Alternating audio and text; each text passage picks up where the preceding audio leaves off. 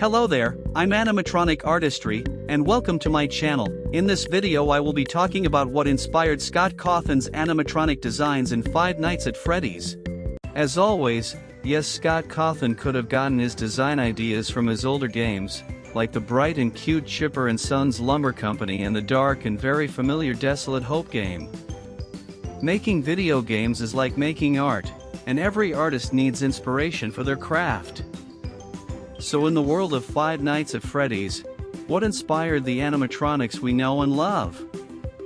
Five Nights at Freddy's introduced me to real-life animatronics, not because they were quote-unquote haunted as every Five Nights at Freddy's fan kid thought back in the day. I always knew about these animatronics but haven't paid too much attention to them since I only went to Chuck E. Cheese's ones. However, because of Five Nights at Freddy's, this fascination with real-life animatronics intrigued me. I hope to someday own a Munch's make-believe band 3-stage animatronic, but I doubt it because of what CEC Entertainment is doing to them. It is unknown if it's because of Five Nights at Freddy's or something else. Hopefully, the 3 stages get saved. There are a few out there still, but for how long?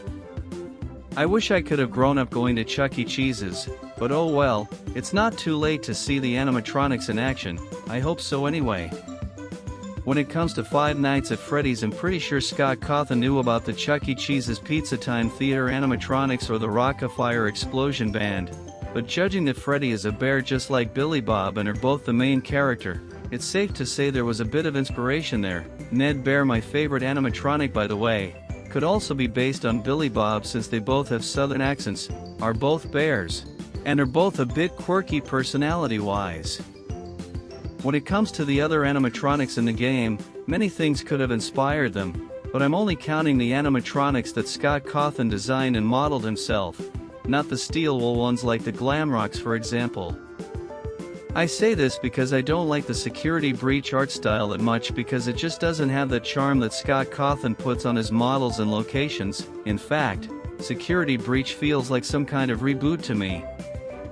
Okay, I'm not gonna do all of the animatronics, only a few of them.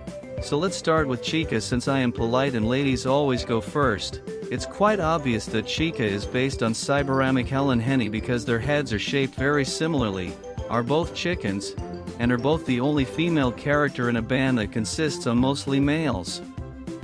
So it's no surprise that the famous fictional animatronic Chica is based on an also famous not-so-fictional animatronic Helen Henny.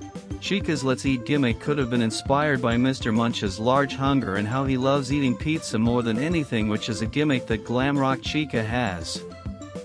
Let's do Foxy next. In the wiki it states that Foxy was meant to be a wolf animatronic. This was confirmed by Scott Cawthon himself. So to me, since Foxy was meant to be a wolf originally, this means that Foxy was based on the Rolf de Wolf animatronic or maybe his predecessor the Wolfman animatronic from the Wolfpack 5. This band predates the Rock-afire Explosion Band. A creepy thing that I have noticed is that Quinny the Fox, the vocalist from the Wolfpack 5, is that she sang about her boyfriend named Foxy who died at the drag strip, aka a car race. The creepier part is that Foxy in the game likes to run and go fast, just like you would do at the drag strip, and that is going fast. I find that very bizarre. Funtime Freddy and Mangle are also based on Rolf de Wolf, which in Funtime Freddy's case is quite an obvious one for Showbiz Pizza fans since they both have a puppet companion and have somewhat similar personalities. When it comes to Bonnie, I don't know about him. He could be based on Jasper T. Jowls, the banjo-playing dog. The only difference is that he's, well, a rabbit and not a dog and doesn't play the banjo. Or Bonnie could be based on the Beach Bear animatronic from the Rock-afire Explosion since they both have electric guitars. And Pigpatch could be the one based on Jasper since they both have banjos. For Freddy, I stated earlier who he could be based on, but Golden Freddy could have been a guest star similar to the ones that used to appear in Chuck E. Cheese's Pizza Time Theater days before Helen Henny became a permanent part of the band. It could have been the same in the Five Nights at Freddy's universe where Chica and Fredbear were guest stars, but in the end, Chica became a permanent member and Fredbear was retired. In conclusion, as much as I love Five Nights at Freddy's, I only care about the games and characters that were created by Scott Cawthon himself, which is most of them from Five Nights at Freddy's 1 through 6. I don't hate the glam rock animatronics, but they just do not have that special charm to them. This is coming from someone who doesn't play any of the games, so I like what I can visually see, and the amount of detail Scott puts on his models is just so charming to me. Security Breach and the Help Wanted games don't have that charm.